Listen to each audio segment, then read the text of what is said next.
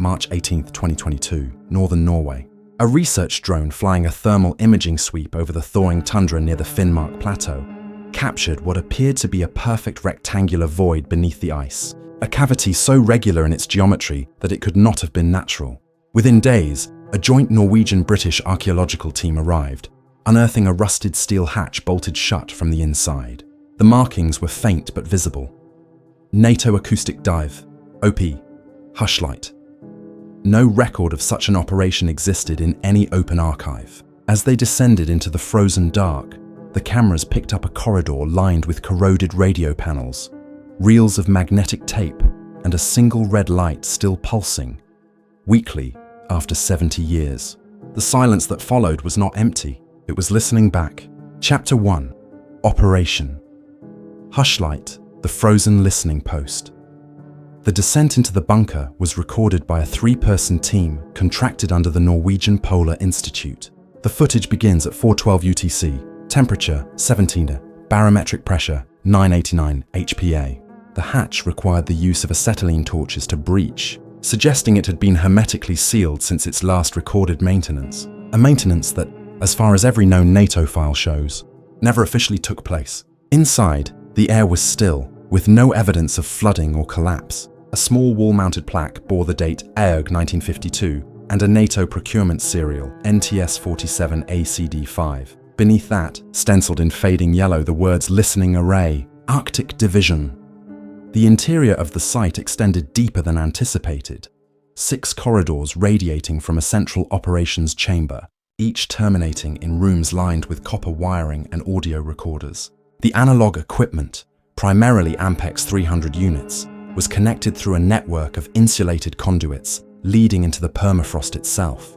Early analysis suggested these conduits once extended kilometers into the surrounding ice shelf, forming what appeared to be a vast buried sensor network. The structure was consistent with acoustic detection facilities used to monitor Soviet submarine activity during the early Cold War, but one anomaly stood out. Each recording reel bore the same handwritten annotation, Sigma 2, Echo confirmation pending. No reference to Sigma 2 could be found in any declassified NATO database.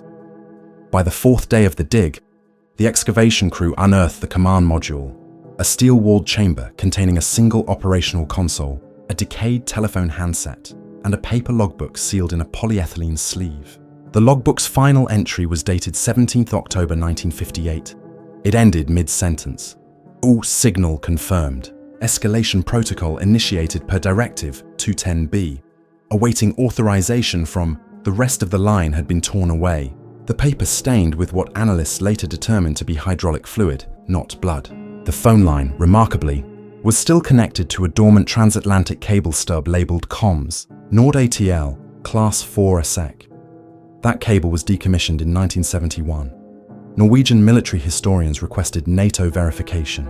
The official reply, archived as document Refdan ACO Strat 2022 SUTS 81, stated that no record exists of any installation under the name Operation Hushlight. Yet, a follow-up cross-check of British Defence intelligence files uncovered a restricted 1953 memorandum, referencing an Arctic-based hydroacoustic project in partnership with US Naval Security Group, status classified. The document was redacted heavily, but a single typed phrase survived untouched. Early termination recommended due to anomalous transmissions. It was initialed JW, LUT CMDR. In early May, an audio restoration specialist named Erik Lunder began digitizing the surviving reels. Most contained standard underwater acoustic patterns, whale song, ice fracturing, submarine propeller cavitation, but interspersed among them were irregular sequences, rhythmic pulses, and tonal shifts forming patterns inconsistent with environmental sounds. On 12th of May at 23:40, Lund isolated a 5-minute sequence dated 10th October 1958. It began with low-frequency rumbling, followed by a high-pitched harmonic oscillation, then silence. After 12 seconds, a single human voice was heard, faint and distorted, speaking English. "Do not respond. Do not answer back." The recording ended abruptly with a burst of static that overloaded the playback heads. This discovery reignited speculation among Cold War historians that Hushlight had not merely been an observation outpost, but an active experimental listening post, possibly part of a classified NATO attempt to detect early Soviet under-ice missile tests. However, one classified dispatch from the US Naval Security Group, dated November 1958, mentioned a Category Red acoustic anomaly detected north of the Barents Sea, origin uncertain, signal structure non-terrestrial. The term non-terrestrial was later struck through and replaced with unidentified. The entire section was later stamped withdrawn from record, NSG Archive, 1962. Throughout 2022 and 2023, restoration teams catalogued more than 67 hours of magnetic tape. 17 reels were too damaged for playback, their oxide layers fused by decades of cold. Yet among the recovered audio was a series of test transmissions labeled Protocol Gamma and Echo Routine. Each recording began with a timestamp, followed by tone bursts and operator notes. One log entry read, Echo response received 12:06 local, depth estimate 4,210 meter, bearing unstable, possible reflection from subsurface cavity. Repeat sequence. The presence of a subsurface cavity raised new questions. Had the installation been probing beneath the ice or beneath the seabed itself? An internal NATO communication from 1959, unearthed by the British National Archives in 2024, referenced an unacknowledged loss of personnel during Polar Survey 9. 6 names were listed as missing, presumed dead after ice field collapse. None were ever recovered, and their service records were later amended to indicate routine transfers. One of those names, Petty Officer Richard Keane, appeared again in the Hushlight personnel ledger discovered in the bunker's secondary storage room. His last duty entry, dated 2 days before the recorded anomaly, simply read, listening hours extended indefinitely. The human element of the story deepened when a retired US Navy officer, Commander Harold R. Pitts, came forward in 2023. Pitts, then aged 92, claimed to have been stationed in Keflavik, Iceland, in late 1958 as part of the same signal monitoring division. He recalled receiving an encrypted dispatch warning of unexpected harmonic resonance detected at Northern Outpost H-47. According to Pitts, that was the last he heard of the site. They shut it down overnight, he said in a filmed interview. Equipment, personnel, data, gone. We were told it was a structural failure due to permafrost thaw, but there was no thaw that year. It was the coldest winter on record.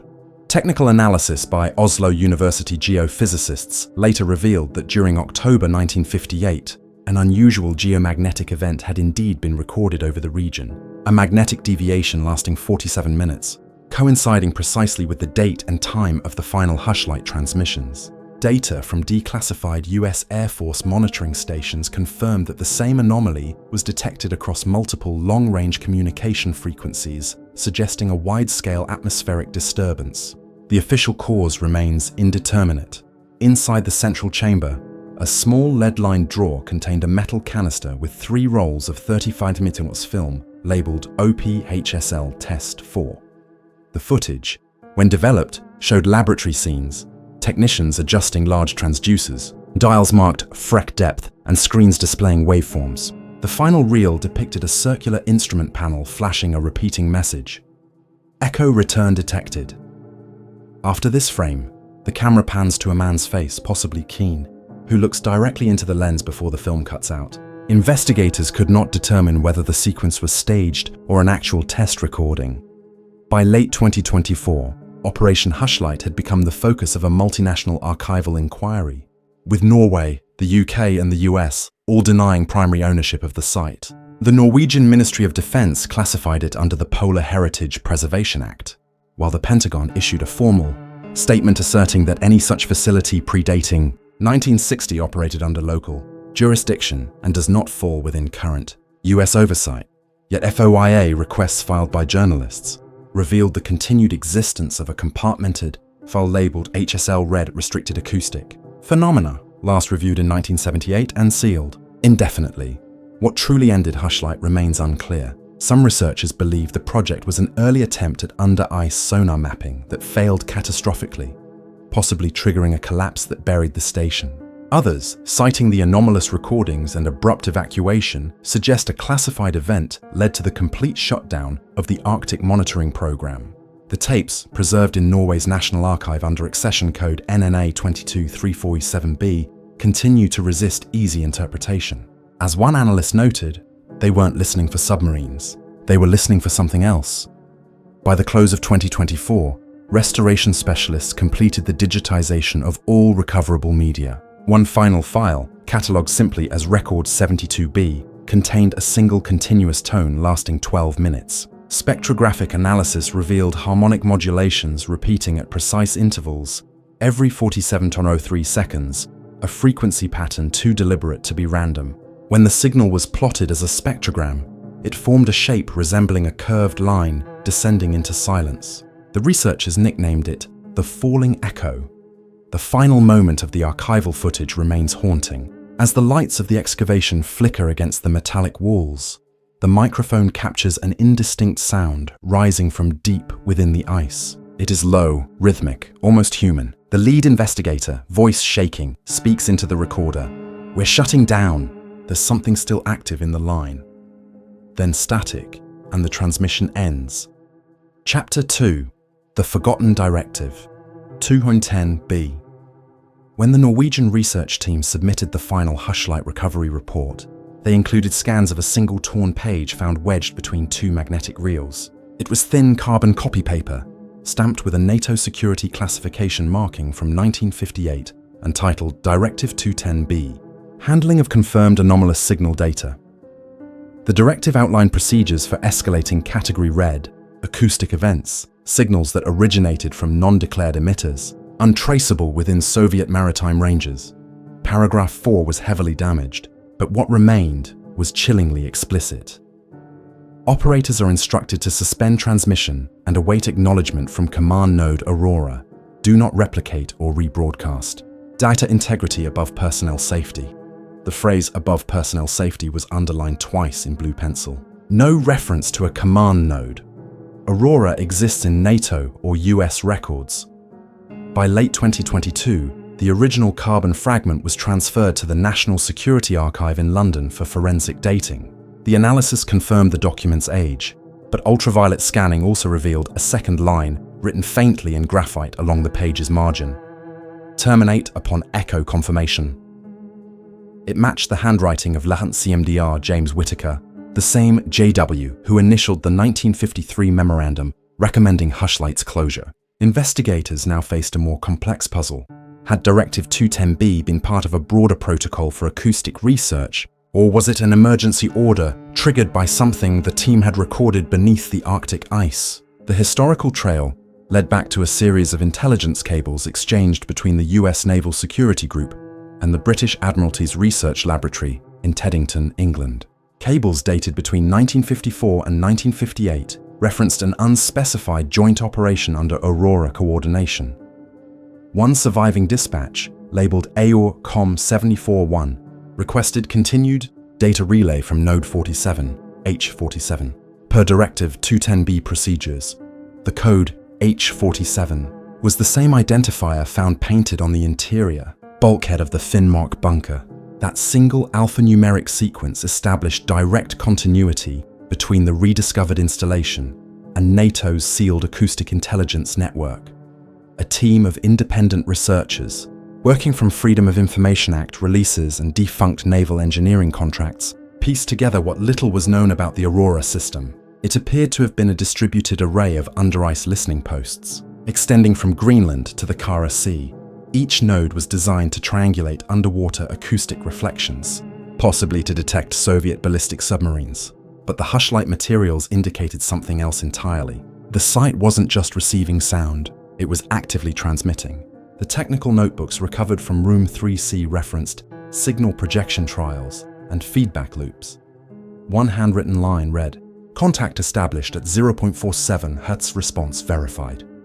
What could possibly respond to a transmission at half a hertz remained an open question. In January 2023, a classified NATO technical assessment, later leaked anonymously, confirmed that subsonic resonance tests had been conducted in Arctic waters during the 1950s. These experiments aimed to exploit deep sound channels to propagate signals across long distances. The leak also confirmed that some of these transmissions caused unexplained feedback, leading to severe equipment failures and, in 2 cases, the abandonment of test sites. Directive 210B had apparently been created after one such event in 1955, when an uncontrolled echo was recorded in the Barents Sea, mirroring the frequency of the original test but with reversed phase alignment. The technical phrase for this type of acoustic return was self-referential inversion. Scientists at the time could not explain it. The historical reconstruction of events continued through 2023, driven by archivist and historian Dr. Nina Halvorsen of the University of Tromsø. Her team discovered a pattern of missing communications from the same months that Hushlight went offline. US Navy signal records from October 1958 showed a 4-hour blackout, affecting all long-range acoustic monitoring in the northern Atlantic. The blackout coincided precisely with the timestamp of the final log entry in the Hushlight Command Journal, the one that mentioned Directive 210B. Dr. Halvorsen described it as a convergence of technical failure and procedural erasure orchestrated to vanish from the record. Parallel inquiries by British Defence intelligence analysts uncovered another anomaly. A declassified 1961 field report mentioned that during the summer thaw of 1959, local Norwegian fishermen near Soroya Island reported hearing deep metallic booming beneath the water. The Norwegian Coast Guard investigated but found nothing. However, the same report noted a sudden magnetic deviation detected by a Royal Air Force Shackleton patrol aircraft flying overhead. The cause was listed as localized geomagnetic interference. Within weeks, all related documents were sealed under the Arctic Contingency Communication Act and reassigned to the Aurora project. Archived investigators began suspecting that Directive 210B was not a routine security procedure but a protocol for containment, a way to suppress or isolate data that threatened to expose the existence of Hushlight's true function. Digital reconstruction of a destroyed tape fragment provided a clue. The recovered audio contained overlapping low-frequency pulses, accompanied by faint human voices, issuing procedural confirmations. Channel open. Aurora standby. Maintain silence. Then abruptly another voice, different tone, different cadence, replied, received. It was not listed on any operator manifest. By the summer of 2023, interest in Directive 210B reached global attention when investigative journalist Marcus Drayton obtained a set of declassified photographs from the US National Archives.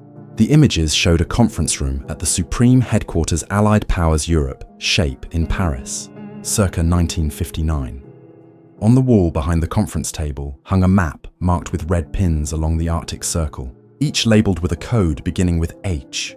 One of them, faint but legible, read H47. In the meeting minutes from that session, record number SHP-AR CONEF 1959-12, Admiral Louis Mountbatten reportedly expressed serious concern over the continuation of Arctic acoustic projects following Directive 210B issuance. His recommendation: suspend field activities until cause of resonance is determined. The public reaction was swift. Online forums and journalists speculated about Hushlight, some accusing NATO of covering up nuclear testing, others suggesting environmental experiments. Yet within days of the story breaking, Drayton's website went offline, and all references to his report were removed from news aggregators under legal injunctions citing violation of state secrecy provisions. When contacted, Drayton himself declined interviews, citing professional pressure. He vanished from public view 6 weeks later, last seen boarding a ferry from Bodø to Tromsø.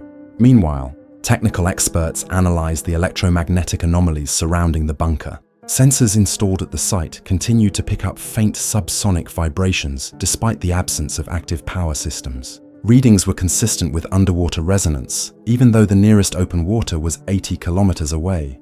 The vibrations followed a repeating 47-second pattern, identical to the falling echo from the digitized tape archives. Scientists attempted to dismiss it as permafrost movement or residual seismic hum, but recordings captured clear frequency modulation.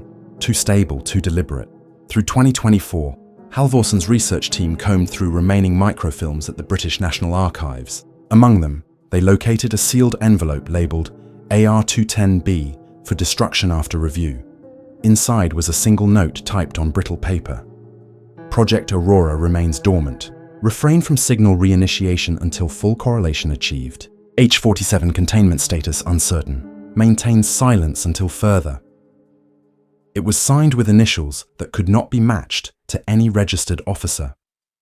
When modern analysts replayed the digitized Hushlight tapes using reconstructed equipment, they noticed a consistent distortion during playback, a secondary resonance appearing on the same frequency band as the recorded material.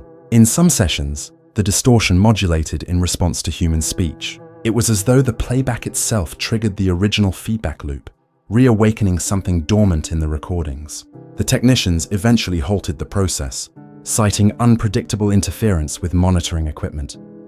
By autumn of 2024, the project was quietly reclassified by the Norwegian government as sensitive archaeological material. Public access to the site was revoked. All surviving physical artifacts, including the carbon fragment of Directive 210B, were moved to a secure vault at Akershus Fortress. Halvorsen, in a final recorded interview, summarized the enigma with measured restraint. Whatever they heard in 1958, it was significant enough to create an entire directive to contain it. And the fact that we're still detecting the same frequency now suggests that it never stopped. It's just been waiting for someone to listen again. The final line of her report, dated December 19, 2024, reads, Project Aurora, status pending. Directive 210B remains active. Chapter 3, The Aurora Network revealed. The investigation into Operation Hushlight had reached a point of quiet paralysis by early 2025. NATO declined further comment, and the US Department of Defense denied the existence of any files matching the Aurora classification. But silence, as historians often note, can be louder than confession. It was a junior researcher named Elias Running who finally connected the missing threads. While digitizing a cache of declassified naval procurement documents from the 1950s, Running noticed a recurring budget code, AR-47 ICE deployment. The funding line appeared in British, Canadian and American defense budgets under different civilian research fronts, all tied to the same fiscal years, 1951 to 1959. Cross-referencing them exposed a network of installations scattered along the Arctic periphery, forming an almost perfect arc of listening stations. Their collective designation, Project Aurora. The network, according to a surviving 1956 British Ministry of Defence memo, Refdo ADM AR 56-211, was conceived as a distributed hydroacoustic perimeter to detect submarine movement beneath the polar cap. Each station, coded H11 through H53, was to operate autonomously, feeding low-frequency data into a central signal processor located at an undisclosed US Navy facility in Maine. However, a handwritten annotation on the memo's final page introduced an unexpected term. Echo correlation across Aurora lattice indicates unintended cross-response. It was initialed CP and dated October 1957. Whoever CP was, he or she had identified the first sign that the network wasn't just listening to the ocean, it was listening to itself. By February 2025, the newly formed International Arctic Research Consortium, IARC, approved a controlled re-examination of the Finnmark site. A multinational team, including oceanographers and former intelligence analysts, deployed ground-penetrating radar and acoustic sensors to map the remaining substructures. What they discovered expanded the known extent of the facility. Beneath the central command chamber lay a sealed lower deck, an entire secondary level filled with frozen electronic cabinets and, remarkably, a cylindrical chamber labeled Trans-Core Node 47A. The chamber's interior was lined with polished metal plates arranged in a spiral pattern, converging on a small spherical device still suspended from the ceiling by rusted cables. An etched label on the sphere read, Aurora Array, Prototype. The sphere's surface bore concentric circles of what appeared to be microphone ports, but none matched any known design from the 1950s. Technical specialists from the University of Oslo confirmed that the device could not have functioned as a standard hydrophone. Its structure suggested active modulation, not passive listening. The deeper implication was that Node 47A might have been an early experiment in echo seeding, a process of transmitting acoustic signatures into the environment and analyzing how the returning signals interacted with the array. In essence, the system had been built to call out into the deep and to interpret what answered. Parallel archival research in Washington unearthed an intelligence memorandum marked Eyes Only, US Navs Ek Gru 1958. The memo referenced Aurora feedback, experiments and noted increased phase, interference across channels. 12:15. The final line read, recommendation. Suspend node operations pending confirmation of autonomous transmission from H47. The use of the term autonomous transmission disturbed analysts. It implied that the station had begun generating signals without operator. Input runnings. Findings prompted the IARC to file a joint petition for full NATO disclosure of all documents pertaining to Aurora. The response was brief. No extant files. Yet within weeks of the petition, 2 anonymous envelopes arrived at the offices of the Nordlys newspaper in Tromsø. Each contained black and white photographs stamped with an outdated NATO classification watermark. The images showed a map with the Aurora lattice outlined across the Arctic Ocean. But the focus of the photographs was a single annotation in red pencil. 47A, unconfirmed return, ref Echo 5. Beneath that, in handwriting, someone had scrawled, contact reinitiated 2110-1958, War 3 War 4Z. This timestamp aligned precisely with the signal-confirmed log entry in the Hushlight command book. The modern inquiry turned increasingly forensic. Acoustic analysts reconstructed the Aurora lattice using simulation software, feeding in the original coordinates from the recovered documents. When simulated transmissions were introduced into the model, an unexpected result appeared. Each node's echo data overlapped with its neighbors, forming a standing wave pattern that rotated around a central point near 84°, 38°, a region of the Arctic Ocean with no landmass, known only for shifting sea ice. The model suggested that Aurora had been designed to converge all its listening data toward that singular coordinate, as if triangulating something that existed only in the reflections. Meanwhile, scientists monitoring residual signals from the Finnmark site reported intermittent bursts of low-frequency resonance, identical in structure to those logged by Hushlight in 1958. The bursts seemed to synchronize with geomagnetic fluctuations in the ionosphere, implying that whatever the array had once detected might not have been mechanical at all. A partial transcript from an internal NATO engineering report, dated 1960, captured the mounting unease. Current data suggests persistent echo source, not environmental. Recommend cessation of Arctic monitoring under Aurora framework until causal mechanism is verified. As modern teams tried to reconcile these historical fragments, an unmarked container arrived at the Norwegian Defence Museum. Inside were 22 reels of 16mm film labelled Aurora Field Calibrations. The footage revealed extensive construction activity across remote Arctic sites. Workers in heavy gear assembled vast antenna-like frames over the ice, their silhouettes dwarfed by steel towers designed to transmit through the frozen crust. The final reel, dated 1958, contained only a single continuous shot of a control room. A clock read 03.03s. Technicians monitored dials as static filled the audio track. At 03:04Z, every instrument spiked simultaneously. One technician turned toward the camera and said something inaudible before the film abruptly cut to black. Declassified reports from the same year corroborate that at least one unexplained system-wide overload occurred in October 1958. The result was catastrophic. Data loss across the entire Aurora network and the immediate shutdown of 5 Arctic listening nodes. Hushlight was among them. The official cause was later attributed to seismic instability within the continental shelf. Yet modern geological data shows no recorded seismic activity in the region during that time. Instead, what occurred may have been a network resonance collapse, a feedback event powerful enough to destroy equipment across hundreds of kilometers. One final artifact sealed the narrative together. During the 2025 excavation, researchers found a corroded audio plaque affixed to the inside of the lower deck access hatch. Beneath layers of frost, the engraved text read, "In case of sustained echo, do not respond." The words were identical to those captured in the Hushlight recordings decades earlier. It suggested a procedural continuity, a deliberate warning passed from builders to operators. By late 2025, most of the evidence remained classified under international agreements. Public communication described Aurora as a historical telecommunications experiment. Privately, scientists continued monitoring subsonic frequencies around the Arctic perimeter. Unexplained tonal bursts were still being recorded at irregular intervals. The pattern, 47 seconds apart, persisted, faint but unmistakable. It was as if the network, though dismantled and buried, was still alive, listening, and waiting for a signal it had once received long ago. The final entry in the IARC interim report summarized the mystery succinctly. Project Aurora was designed to observe the silence beneath the Arctic. Instead, it found something within it, and for reasons still unknown, it continues to listen back.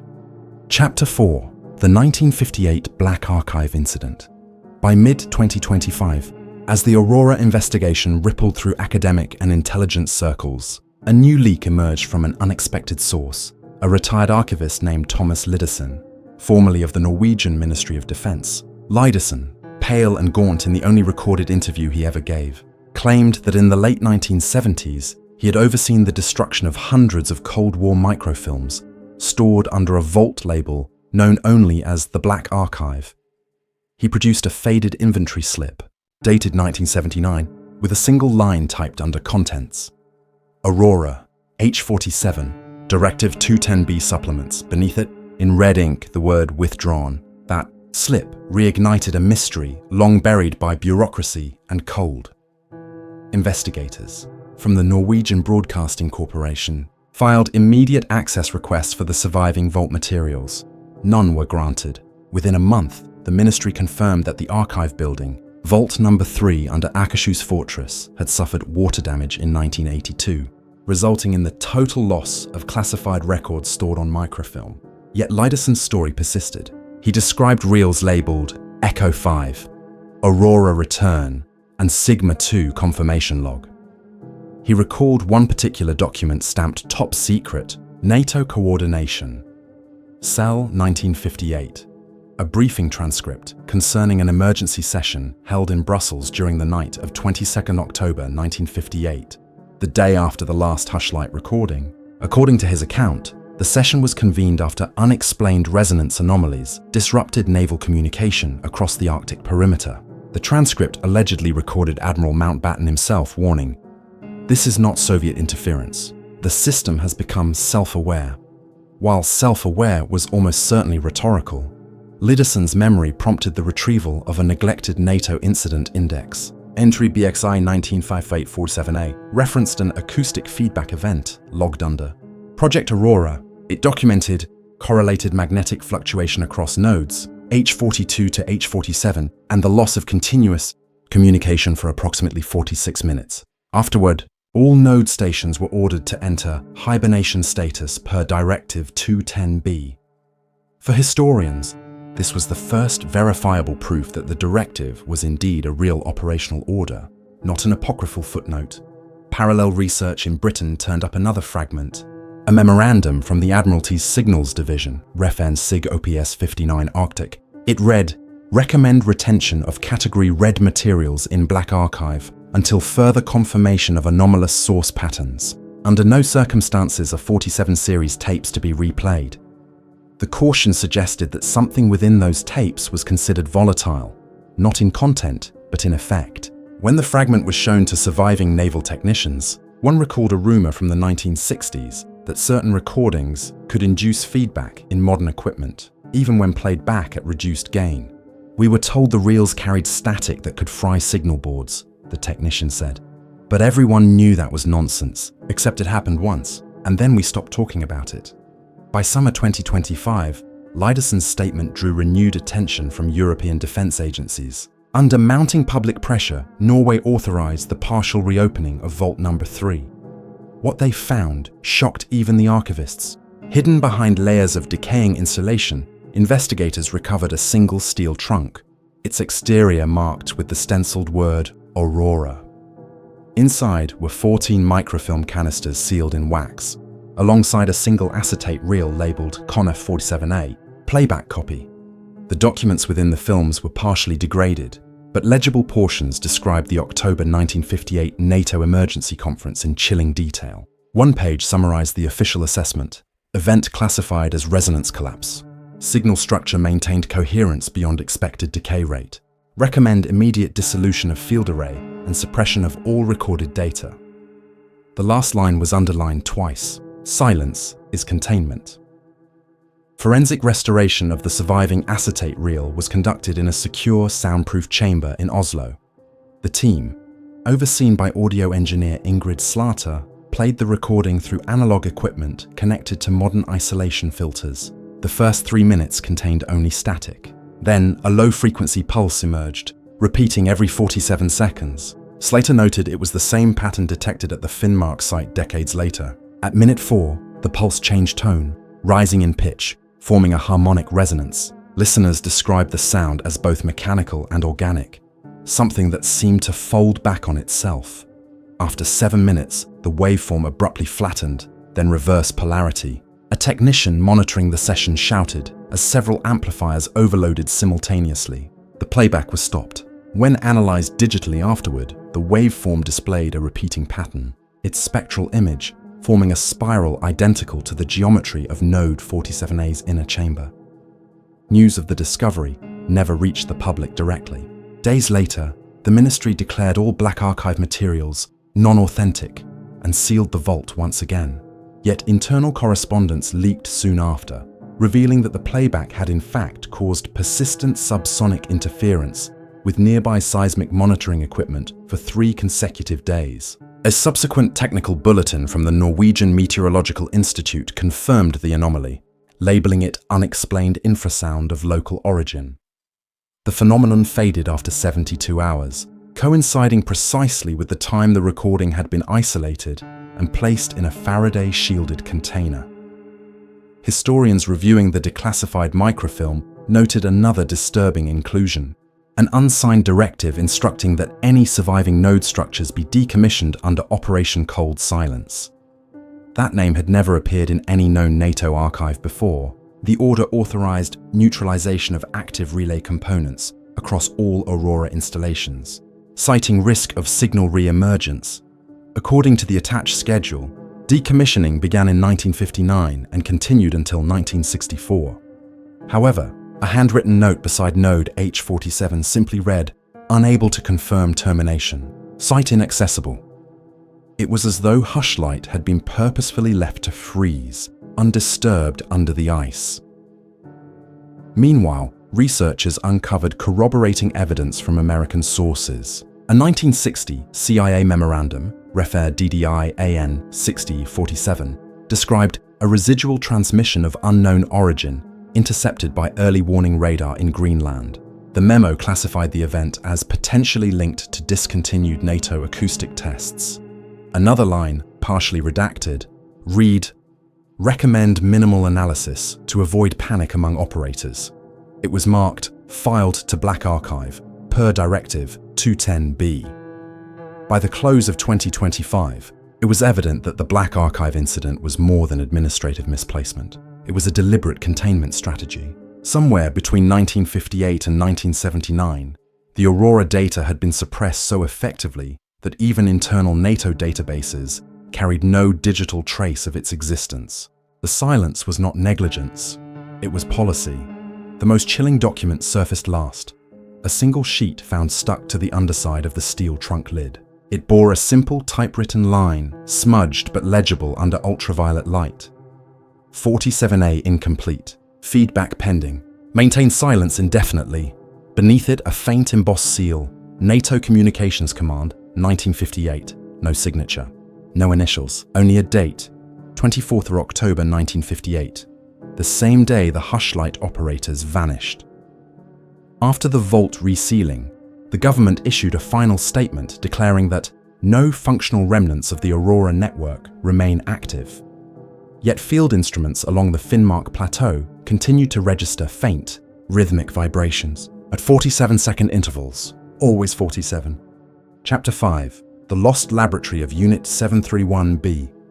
In March 2022, a group of Japanese geologists surveying an abandoned mining tunnel near Mudanjiang, northeastern China, encountered a sealed iron door at the terminus of a shaft long dismissed as a wartime drainage passage. Behind it lay a tunnel complex extending over 400 meters, reinforced with concrete and containing remnants of ventilation systems and overhead rail lines. The site matched no known Imperial Japanese Army records. On the wall near the entrance, faded kanji spelled D731 Yibu, Unit 731B. The discovery was immediately reported to both Chinese and Japanese authorities. Within weeks, a joint forensic investigation commenced under strict secrecy. What they uncovered suggested that one of history's darkest military research programs had not ended in 1945, as the world believed, but had continued, quietly and illicitly, well into the post-war years.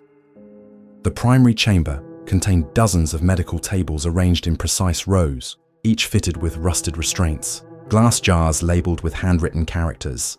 Feizuji, lung tissue, baizang, spleen, lined the shelves. Some jars were intact, their contents preserved by the freezing temperatures that had sealed the complex for nearly 8 decades. Among them, researchers found documents bearing the official stamp of the Kwantung Army's Epidemic Prevention and Water Purification Department, the parent unit of the infamous Unit 731. The papers were dated between 1946 and 1948, years after Japan's surrender. At the bottom of one file, typed in English on an American typewriter, was a single phrase: transferred under Harvest Protocol. It was the first evidence suggesting coordination with foreign intelligence services, possibly the US occupation authorities who, as declassified post-war documents revealed, had granted immunity to Unit 731's senior scientists in exchange for their research data. Forensic analysts catalogued over 18,000 individual items: syringes, vials, surgical tools, film reels, and coded ledgers. Many carried the initials TM or HN, later linked to Dr. Toshio Mura and Dr. Hideo Nakagawa, mid-ranking physicians who had vanished in 1945, presumed executed by Soviet forces. Yet newly uncovered Imperial Army personnel, lists found in the National Institute for Defense, studies archives revealed that both men had been reactivated under civilian identities in 1947 as consultants to the US Occupation Medical Corps in Morisata, Tokyo. Cross-referencing these names with American archives, unearthed a file marked Project Harvest, Personnel Intégration, Far East, authorized by the US Army Chemical Corps. The program's goal, assimilation of Japanese and German biomedical expertise into Allied research frameworks. Evidence now suggests Unit 731B was reconstituted under this directive, operating in remote Manchurian tunnels, repurposed as a clandestine continuation of biological warfare experiments.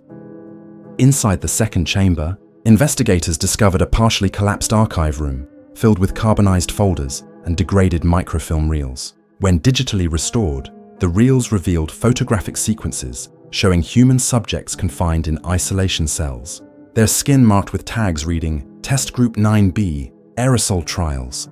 Temperature and humidity data scribbled on the walls indicated environmental manipulation studies, likely to assess airborne contagion viability. Among the recovered documents was an English-language field report stamped Harvest 731B, Sample Behavior, Viral Dispersion Trial. It bore an American military header, U.S. Biological Research Division, Yokosuka Liaison Office, 1947. The implications were catastrophic. These were not residual Japanese documents. They were joint operational records created after Japan's surrender, indicating post-war collaboration in direct violation of the Geneva Conventions. When the findings were leaked to international media in late 2022, both governments issued terse denials. Tokyo described the discovery as a misidentification of wartime detritus. Beijing accused Japan of obstructing access to archival evidence. Yet independent DNA analysis conducted by the Chinese Academy of Medical Sciences confirmed that the preserved tissue samples contained both Japanese and Chinese genetic markers. More damningly, carbon-14 dating established that some specimens were less than 80 years old. Collected as late as 1947, the Chinese government demanded full disclosure from Japan and the United States regarding post-surrender biomedical activities under Operation Harvest.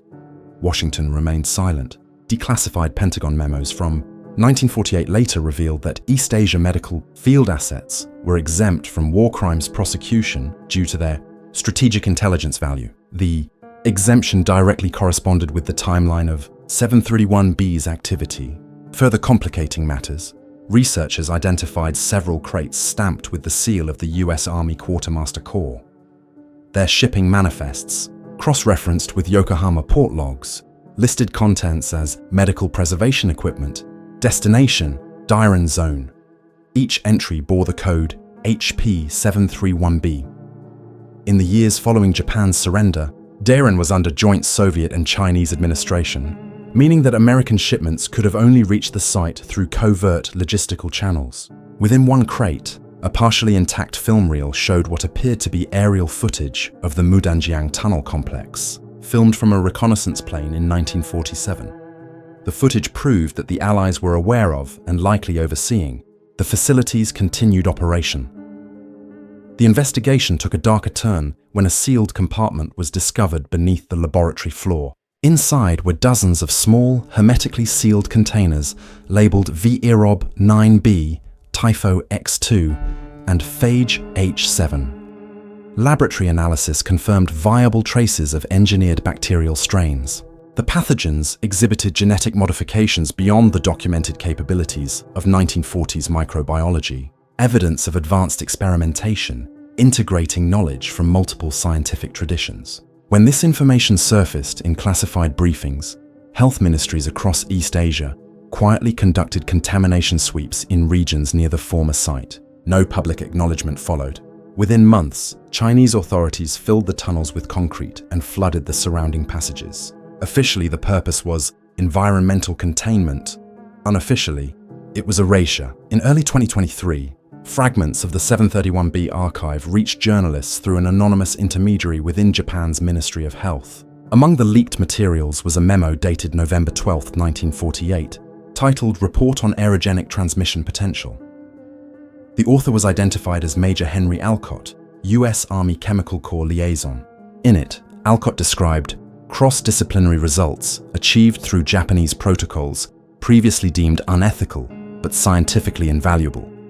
The language was clinical, detached, an admission without remorse. Alcott's name later appeared in a 1952 declassified document relating to the Fort Detrick biowarfare program. His report's phrasing echoed earlier Japanese terminology, confirming that methodologies from Unit 731 had been incorporated into American research infrastructure.